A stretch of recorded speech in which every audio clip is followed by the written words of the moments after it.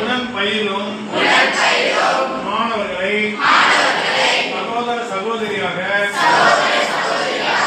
நினைத்து பழகுவேன்.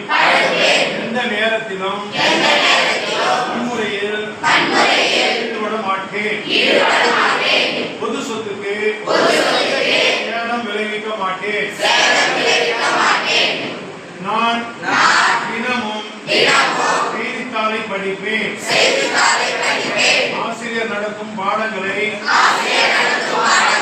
தினந்தோறும் 1 மணி நேரம் படிப்பேன். நன்றி. இதை நீங்க பின்பற்றணும். ஓகேவா?